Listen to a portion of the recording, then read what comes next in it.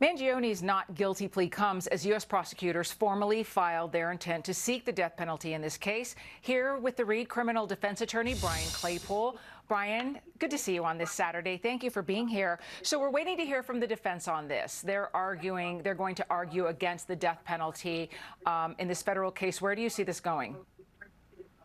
Hey, Alicia, always great to be with you. Yeah, I've got news for Mangione's lawyer. This isn't a political stunt. This is called moral dignity.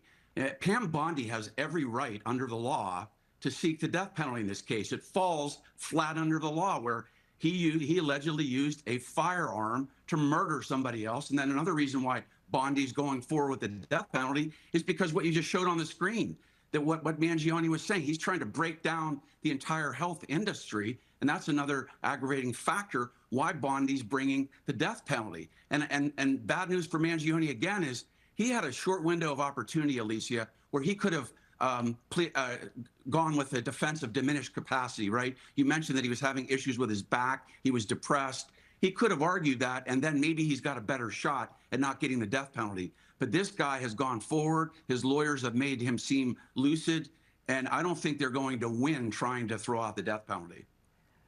So let's bring this back just to the trial itself. There's a state and a federal trial.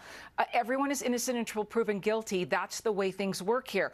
There is also an incredible amount of evidence here, videos, images, a journal. What's the defense's play here?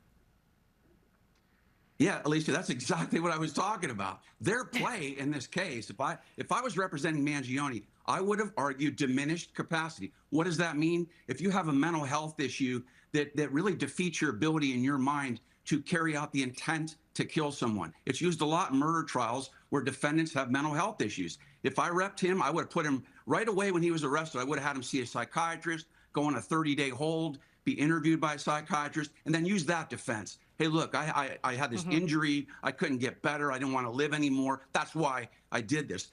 His lawyers didn't do that. So I think the only defense they're banking on here is sympathy. And they're going to try to get a couple of rogue jurors, like you just heard somebody say, he didn't do it. Yeah.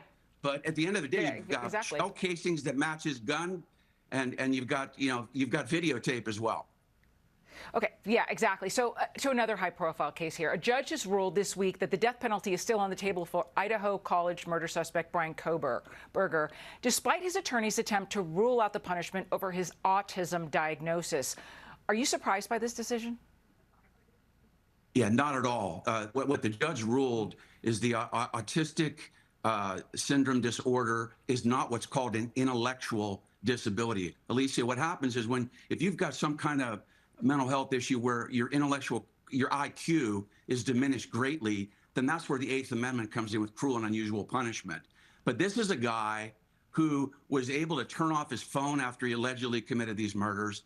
This is a guy that was smirking on an Instagram post the day after. This is a guy that got in his car and drove across the country to Pennsylvania to destroy evidence. So I think this judge weighed that information as well and said, wait a minute, I don't think that the autism actually came and interfered with his ability to carry out these alleged murders.